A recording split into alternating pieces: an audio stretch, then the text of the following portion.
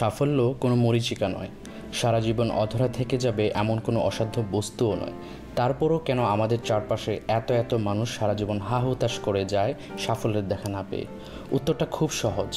বিন্দু বিন্দু জলকণা থেকে যেমন বিশাল এক সমুদ্রের গর্জন উঠে, প্রতিদিন একটু একটু সাধনা আর সংকল্পের ছোঁয়ায় একজন সাধারণ মানুষও মহির হয়ে পরিণত হয়ে ওঠেন। সুতরাং বুঝতেই পারছো, প্রতিভা বা মেধার দোহাই দিয়ে আসলে কিছুই হয় না।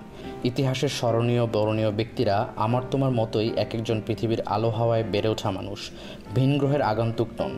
প্রচেষ্টা আর সাধনায় তারা ছাড়িয়ে গেছেন অন্যদের প্রতিদিন একটু একটু করে। একটুখানি উদ্যোগ নিলে তুমিও পারবে একদিন তাদের কাতারে নাম লেখাতে।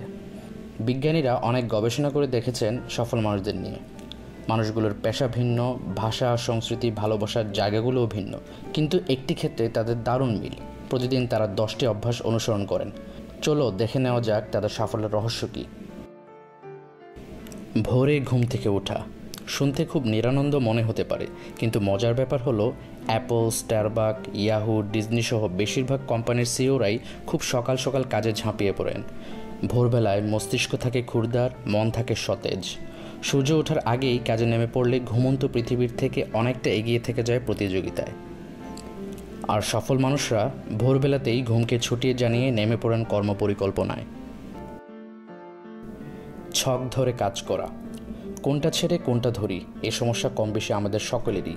বুদ্ধিমানরা তাই শুরুতেই কাজের গুরুত্ব অনুযায়ী প্ল্যান করে ফেলেন কোনটা আগে করতে হবে, তারপর সে অনুসারে এগোতে থাকেন। যে কাজগুলো অত জরুরি নয়, পরে করলেও চলবে, সেগুলো রেখে প্রয়োজনীয় কাজগুলো ঝটপট সেরে নিলে অনেকটা সময় সাশ্রয় হয় প্রতিদিন। শরীরচর্চা, শরীর একটা যন্ত্রের মতো।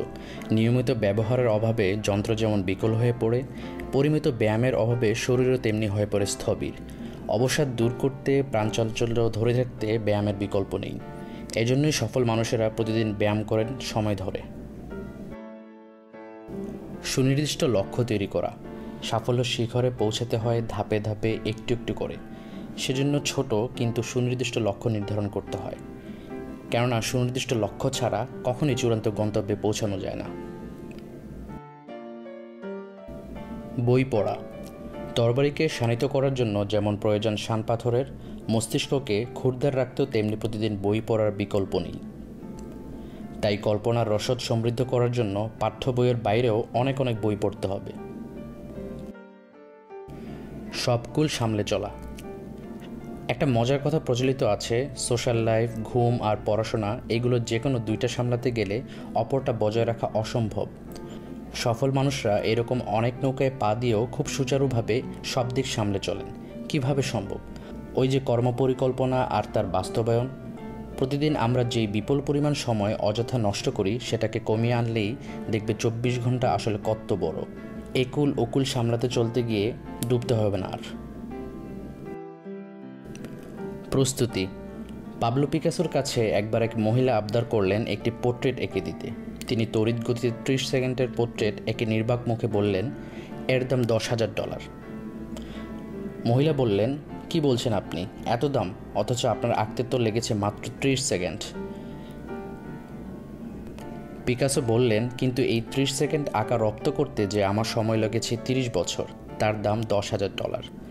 তুমি হয়তো ভাবছো ক্লাসের সেরা ছাত্রটি কতই না মেধাবী, কতই না ভাগ্যবান, কিন্তু এই অবস্থানে পৌঁছাতে তাকে যে কত নির্ঘুম রাত পাড়ি দিতে হয়েছে তার খবর কজন রাখি। প্রকৃতপক্ষে প্রস্তুতি ছাড়া সাফল্য মেলা অসম্ভব। সবে মিলে করি কাজ, একা একা তুমি বেশ দ্রুত এগোতে পারবে, কিন্তু বেশি দূর এগোতে পারবে না। আর সবাইকে নিয়ে এগোলে হয়তো যাত্রাপথে হোঁচট খেতে হবে একটু বেশি, কিন্তু একজন আরেকজনকে সাহায্য করবে বিপদের মোকাবেলায়। বন্ধন হবে অনেক দৃঢ়, এগোতে পারবে বহুদূর। তাই সফল মানুষেরা সবসময় সবাইকে নিয়ে এগিয়ে যেতে চান। জ্ঞান যেমন ছড়ালে বাড়ে, কল্যাণের কলেবেরও তেমনি প্রতি পদক্ষেপে বেড়েই চলে। আর তাই সবাইকে নিয়ে এগিয়ে যাওয়ার মানসিকতা তৈরি করতে হবে। নাছোড় বান্দার মতো লেগে থাকা, জে.কে. রাউলিং হ্যারি পটারের প্রথম বইটি নিয়ে 13 জন প্রকাশকের দ্বারে দ্বারে ঘুরেছিলেন। কেউই বইটি ছাপাতে রাজি হয়নি। মুখের উপর বলে দিয়েছিলেন এইসব ছাইপাশ কেউ পয়সা খরচ করে পড়বে না কোনো দিন। জ্যাকমা হার্ভার্ডে 10 বার আবেদন করেও প্রত্যাখ্যাত হয়েছিলেন। এমন আরও অজস্র গল্প নিশ্চয়ই জেনে থাকবে তোমরা। সবখানেই একটা ব্যাপার লক্ষণীয়, তারা যা করবেন পণ করেছিলেন সেটা শেষ পর্যন্ত করে ছেড়েছেন। এখানেই কিন্তু সাধারণ মানুষের সাথে তাদের তফাৎ। কারণ সাফল্যের 2টা না 3টা না একটাই উপায়, সেটা হচ্ছে লেগে থাকা, কাজে নেমে পড়া। তোমার মাথায় অনেক অনেক বুদ্ধি গিজগিজ করছে, কিন্তু যতক্ষণ না সেটা খাটিয়ে তুমি বাস্তবে কিছু করছো, মানুষ কিন্তু জানবে না তোমার সুপ্ত প্রতিভার কথা। পৃথিবীর সবচেয়ে বড় অপচয় এই প্রতিভার অপচয়। নিজেকে ছাড়িয়ে যাওয়ার চেষ্টা করো প্রতিনিয়ত। কিছু করার সবচেয়ে ভালো সময় হচ্ছে এখন। তাই কিভাবে হবে না ভেবে এখনই নেমে পড়ো কাজে। বিশ্বাস করো, ঠকতে হবে না তোমাকে। সফল মানুষরা এভাবেই যে নাম লিখিয়েছেন সফলদের কাতারে।